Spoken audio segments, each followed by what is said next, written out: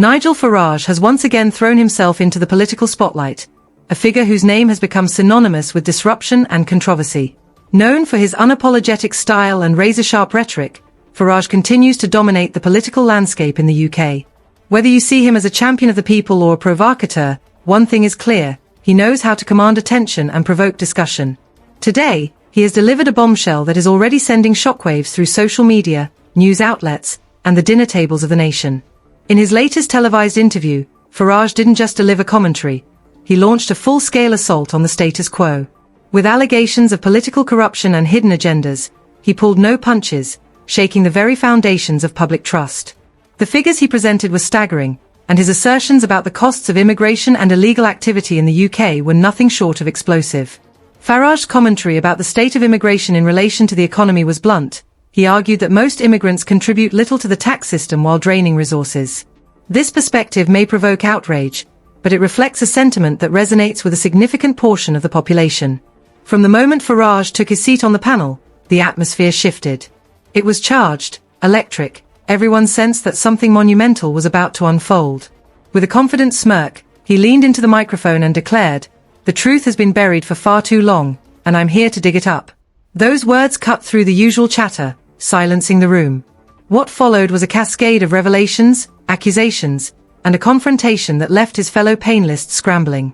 Farage didn't hold back as he called out what he described as a deeply entrenched system of corruption. He accused powerful elites of crafting policies designed to benefit a privileged few while leaving ordinary citizens to shoulder the burden. His claims were audacious, alleging that hidden alliances within the political sphere were working behind the scenes to shape policies that erode public trust. "Every single day, we are fed lies," he proclaimed, his voice filled with conviction. One of the most shocking moments came when he pointed to what he called clandestine agreements between influential figures. "We are witnessing one of the biggest cover-ups in our lifetime," he stated, suggesting that he knew much more than the average citizen. These alleged agreements, he claimed, prioritize the interests of a few while leaving the public in the dark. Farage argued that these actions aren't just unethical, they represent a betrayal of democracy itself. The manner in which he presented his allegations was equally compelling. Farage came prepared, armed with documents and statistics, challenging viewers to scrutinize the facts themselves.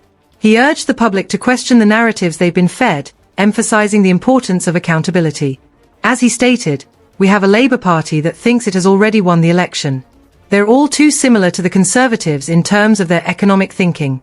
As Farage's allegations grew bolder, the reactions from his fellow panelists became increasingly heated. One guest interrupted him, demanding proof for his sweeping claims.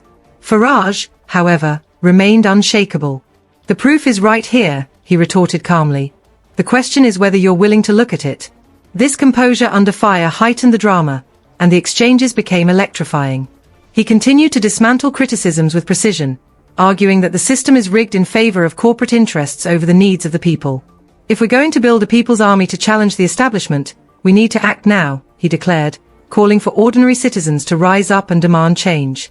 The studio audience responded with gasps, murmurs, and even scattered applause, reflecting the emotional weight of the discussion. In the aftermath of the interview, social media erupted.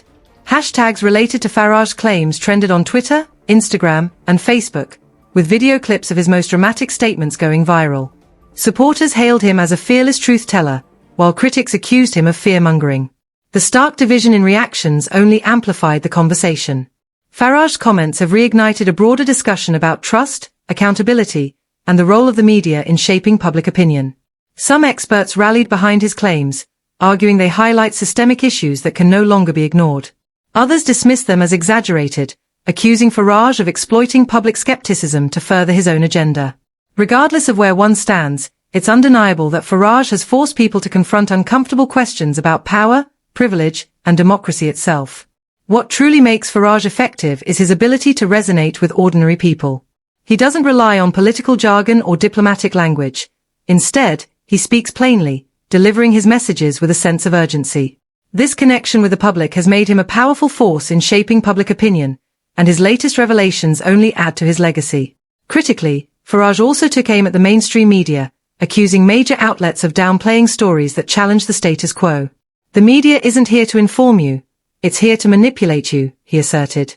This statement struck a chord with many viewers, particularly those disillusioned with traditional media. Farage argued that independent journalism is under attack, and dissenting voices are being silenced.